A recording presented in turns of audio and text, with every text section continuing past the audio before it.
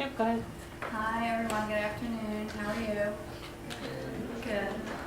My name's Joanne Butaro, and I just basically my story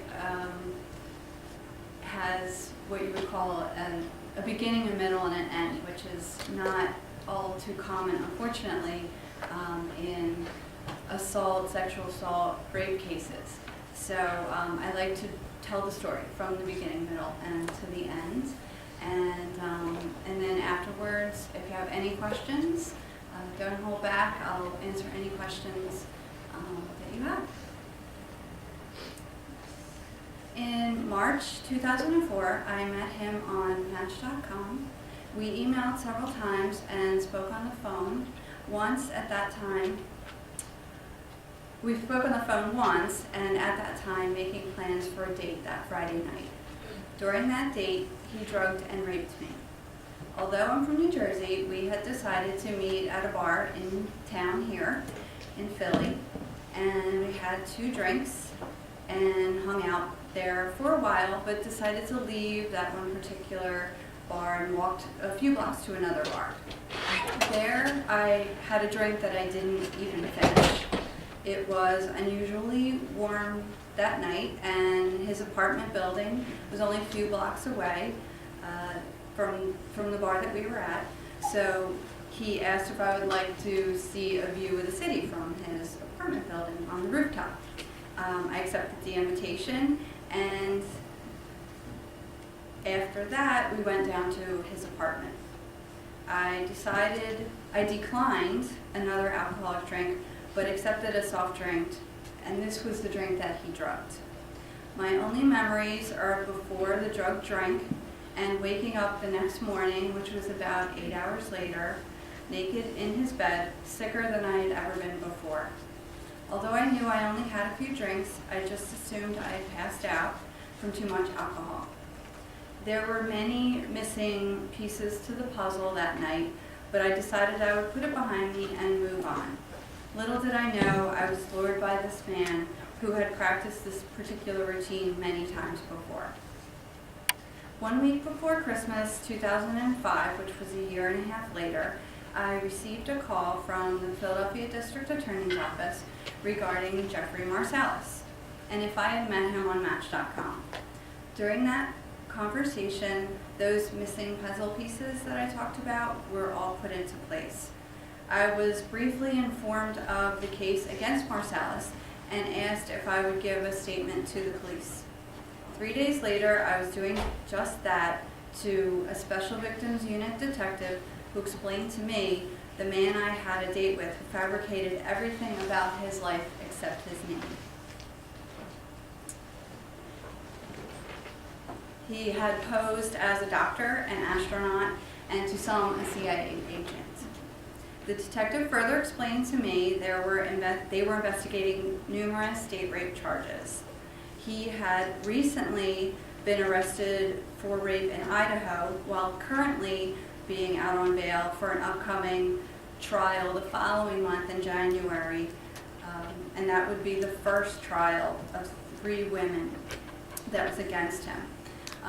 When he was arrested in Idaho, they did a search of his apartment and his computer, and not only came up with my name and profile in his computer, but many other women too, plus what they figured was a homemade substance that he was using as his date rape drug. I was told the district attorney would contact me going forward about the case, and also given fair warning that due to the size of the investigation that there could be some press that would get involved. I had put that comment out of my mind, but looking back, should have prepared myself better for that. I promised myself that day I would do whatever it took to put this man behind bars, and however long it takes to keep him there. He was acquitted of all charges against him in the January 2006 trial, but rearrested in the courtroom and taken back to jail. I'm proud to say that my statement was a small part of his being arrested. That year, I tried to prepare myself for the upcoming preliminary hearing in October. I could never have been ready for waking up that morning and seeing his mugshot on the news and the story of the court appearance. The scene outside the courtroom that day was nothing you could imagine. The other women were there, although we did have to stay separated. There were the lawyers and staff from the district attorney's office, the detectives working on the case, and many reporters, including newspaper and television.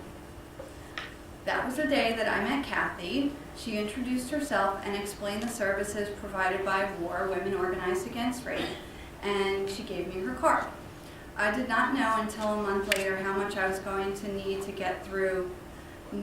her help to get through the very long, seemingly unending court process.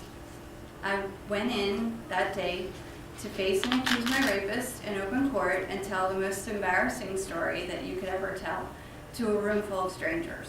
Although difficult, the longer I sat there and answered the question by his defense attorney and the judge, I was feeling stronger and knew that I could do it. There were a few people I had told about this, but no one I could really talk to who could understand. So I called Kathy at WAR in January, 2 months later, and she referred me to my counselor, Laura, who was my rock throughout the next couple of years. I met her on a regular basis in 2007 and again in 2009. She and the amazing people at WAR gave me a safe, comfortable place to go and talk and know that I was supported and unjudged. There are only 2 situations I felt that safe and comfortable, and besides that one, the other was with the other women that were just like me, who had been fed a bogus story by Marcellus and secretly had their drinks drunk too. I also felt guilty about burdening my friends and family when I talked about it, because I could see the hurt in their eyes that they were sharing my pain. I was diagnosed and treated with PTSD. There was a 3-week trial in May of 2007. My charges were dropped, a strategic decision made by the district attorney, but 7 women got up on the stand and told their very similar stories to a Philadelphia jury with a total number of approximately 37 charges. I followed the trial daily online and attended the closing arguments along with the other women, so hopeful. The jury deliberated for 5 very long days and came back with only 2 guilty verdicts for the charge of sexual assault. This was so devastating to me and overcome by emotions that my very sympathetic boss said that I would be able to go home and take some time to digest the information. Yet again, the TV, radio, and newspaper press heavily covered the story that day and the following days. Excuse me.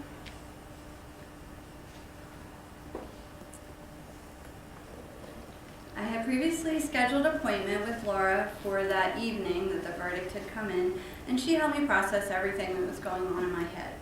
I was assured by the DA it was a victory because he would be going to prison and also classified as a sex offender. In October 2007 was the sentencing, so a few months later. That was where I again sat with the other women and listened to the judge call him a wolf in sheep's clothing and sentenced him to the maximum of 21 years in prison, which is 10 years for each count, and then an additional year added on for another woman's plea agreement. I was told parole was unlikely because of the sex offender status. This was comforting to me, but there was still not a complete feeling of relief. Yet again, the TV, radio, and newspaper press heavily covered the story, so it was still kind of coming at me while I was trying to process everything myself.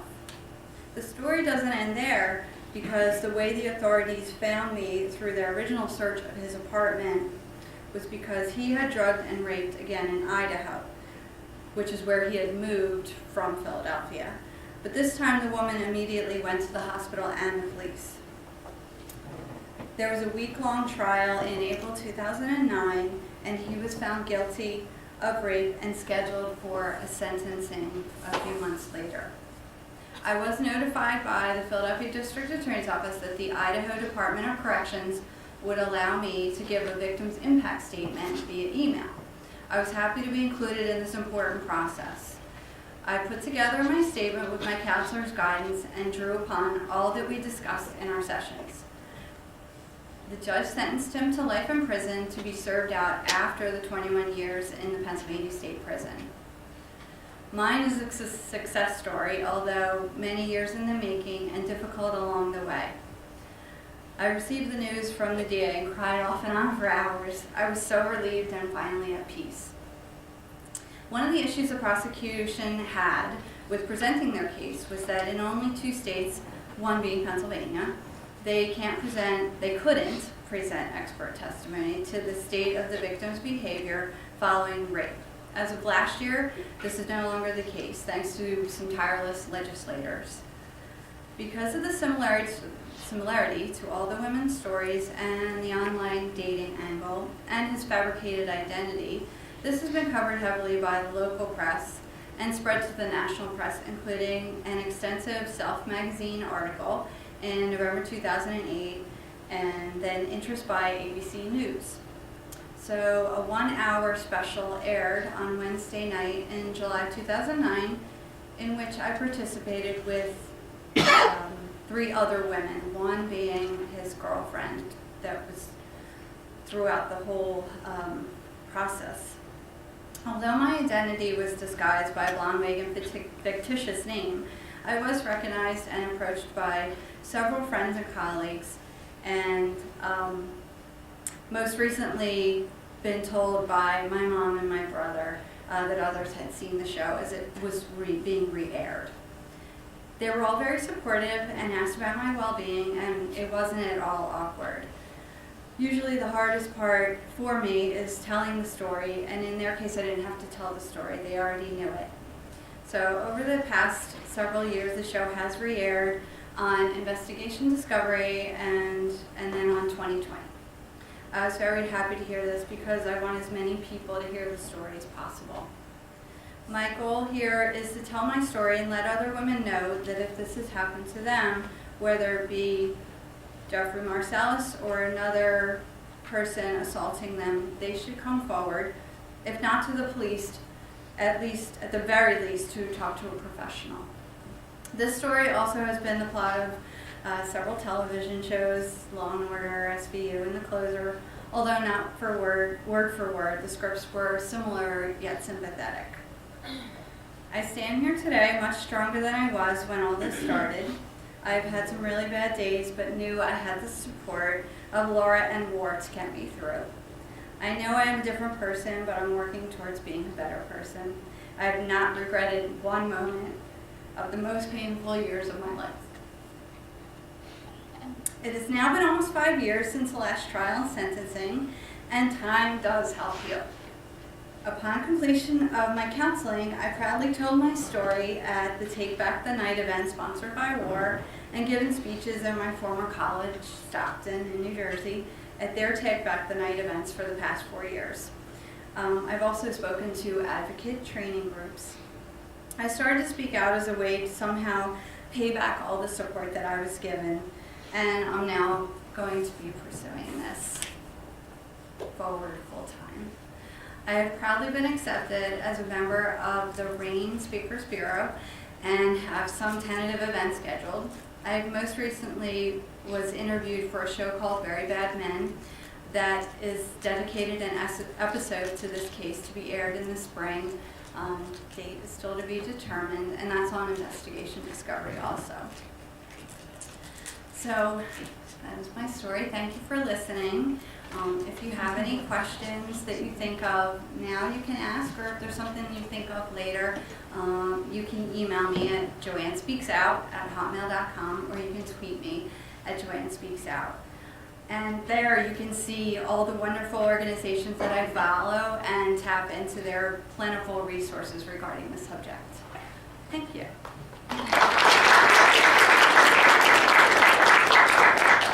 I think a good thing to do next would be to give you a chance to ask her questions.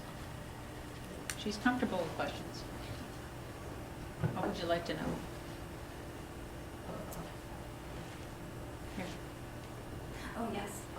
You mentioned that between the incident and when the district attorney's office contacted you, was about a year and a half. Yes. So what were you like then? Were you? I basically, the next day I went home. I was sick. I was sick for basically a day and a half. So I went home and I went to bed and I just stayed in bed. And then I decided that it didn't all make sense in my head because I didn't drink enough to have passed out for that many hours. But I also couldn't make sense of it. So I just decided I was going to put it away. And I didn't even think about it until I got the phone call. It was a message from special victims from the district attorney's office, and there was a message that they left, and I didn't even know why they were calling me. It was until I returned the call, and then it all hit me all at once. So, thank you. Yes. Following up on that question, did you ever have any contact with Jeffrey Marsalis, like the night or morning after that incident? Several days later, just a quick phone call, and that was it. So that was my only other contact. Yes? You mentioned you were diagnosed with PTSD. Would you mind sharing like what kind of symptoms you were having? It's stress, and it's a lot of emotions all the time. It's swaying all different ways. I lost weight, and I couldn't eat enough to gain weight back. It was an internal stress, even though I wasn't showing it externally. It was all internal. So it's really hard to describe. Unless a counselor or a professional diagnoses you with it, you don't even realize there's anything wrong with you. That's the best way to describe it. Thank you. Yes? So you said it had been a year and a half before you heard from the DA's office. What compelled you to give your testimony at that point? I mean, I know it's very tolling to put your life on hold and go through that whole process. So how did you know that was like the right thing to do for you? I can describe it as immediately getting angry because in the back of my mind, I always knew that there was something wrong, that I didn't do anything wrong, but that validated it for me when I heard what he had been doing what he did not just to me, but to so many other women. And I couldn't have said yes fast enough when they asked if I would give a statement and go down to special victims. And then just talking it out with the detective too, I just realized that he had to be stopped permanently. And the only way that could happen is with, at least me, giving my statement and doing everything it took in my power to get him off the street behind bars forever. I mean, I wasn't going to stop, and neither was Chris. Well, I'll speak to that. Neither was any of the district attorney's office or the detectives or anyone involved. No one was going to stop until he was behind bars for good. Thank you. Yes. How did the DA know to contact you the first time after the year and a half had passed? My profile was found. It was stored in Marsalis's computer along with others, so that's how they had my name and my information. Yeah. From the dating service, right? Yes, From the I'm sorry. online dating Actually, service. I should elaborate. It was purely by accident, but I was sitting there with the detective, and he was flipping through a file folder, and he was flipping pages, and I saw the printout of my Match.com profile, and that freaked me out a little bit. So mine wasn't the only one. He was saving in his computer. Thank you. Yes. You come across it as very, very resilient. I'm wondering if reading the story kind of keeps you dissociated from the trauma, or if that's unrelated. Because I have no memory of it. So, and mine, I'm the only, out of all his victims, I'm the only one that has no memory. There are other women that woke up in the middle. It was because he was making the drug himself. he wasn't qualified to do that. But I was out the whole time until I woke up the next morning. So because I don't have the memory of what happened, just what happened before and what happened after to me, it's a different kind of trauma, really. I get emotional when I give the speech, but that's the only time. Thank you. Now that's the only time. Yes, now it's the only time, right? Because I'm well healed, thankfully. Yes. When you woke up the next morning and like realized you didn't know what happened like that night before, was he there and like did he act like everything was completely normal? Yes, and that's what tricks your brain. You know, I like to say trust your instincts. They're always right. So if you're ever in a situation and your instincts are telling you one thing, go with that, because I knew from the moment I woke up something was wrong, but he was nice. So then you're questioning yourself. There was a lot of questions. I didn't drink enough, but why don't I remember anything? Nothing could have happened, but something could have happened, but he's nice to me. So it was all those things, running around that didn't make sense. And that's why I say it was like a puzzle. And then when, it all came rushing back at once, it was really emotional when it all came back to me. Thank you. Yes. You spoke a lot about the role of the media. For example, I could be mistaken, but you said even that you didn't tell your parents, but that they found out.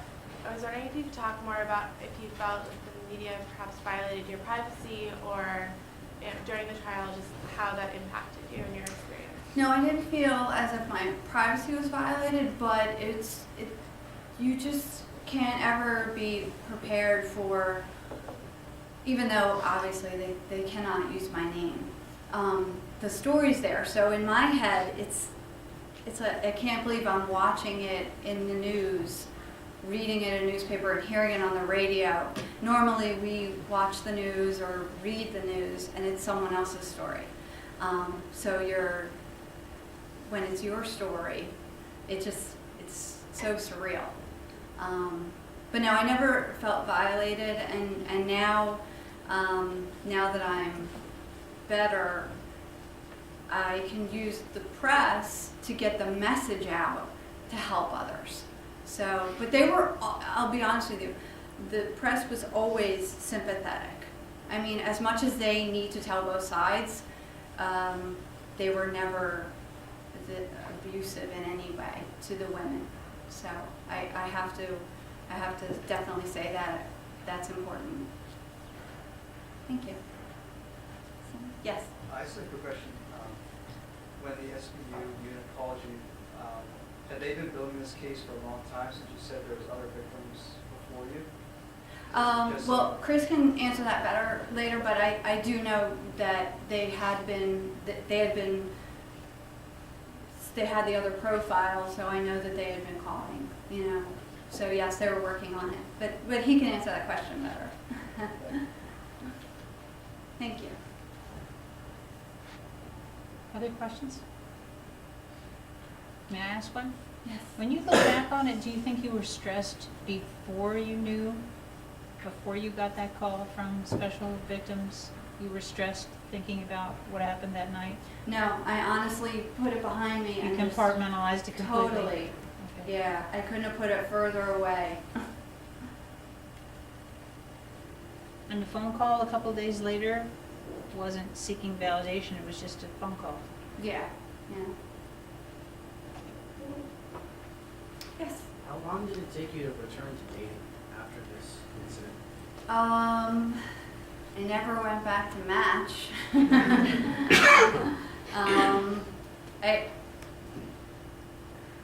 I did try some other sites, but it was like eHarmony where you were matched up, someone wasn't seeking out. And then trust was really hard. So yeah.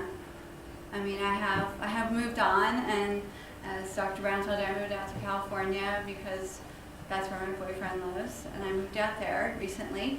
And we reconnected because we originally met in college and reconnected a few years ago. So that couldn't have been he's best friends with my best friend's wife, so it couldn't have been a better situation of knowing and trusting someone. Yes? I just wanted to be a good friend or a source of support to a rape victim. Give us some tips. Yes. And it's pretty easy. It's just listen to them. Ask them what they want to do. Do they, it's important to go to the police. It's important to go to the hospital or to call a doctor immediately. It's important to get help. But it's also really hard to do that for some people.